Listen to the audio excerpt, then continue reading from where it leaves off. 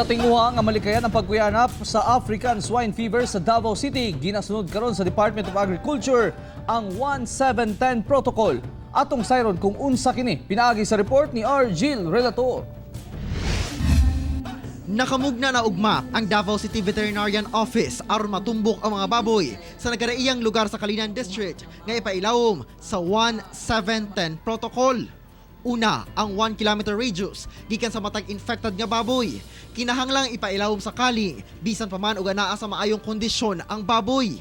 Kini tungod wala pa nadiskubre ang mga eksperto nga vaccine o tambal kontra ASF.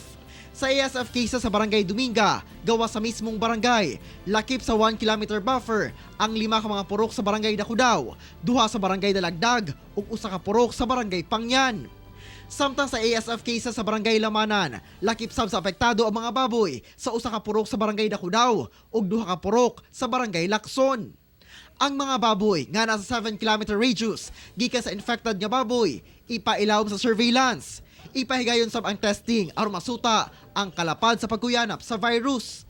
Lakip na sa maong distansya ang mga baboy sa Barangay Malagos, apan na matikdan nga nagluyan na sab ang mga baboy sa lugar. Dehydrate mo, lalong mata, di makalibanga siya, dahil makalit lang matay. Na may 6 pa para makaabil sa mga baktin, para pagkuha po sa mga feeds tra. So, di mawala dyan.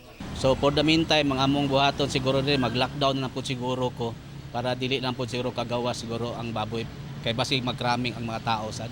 Samtang ang mga baboy nga naa sa 10 kilometer radius, kinahanglan ang disease reporting sa mga baboy nga nahilakip sa maong distansya. If in case manggagaling doon, ma'am, talaga yung 7 kilometer radius na pagbabawalan po, lumabas po, ma'am. Ako si R. Gil Relator para sa One Mindanao.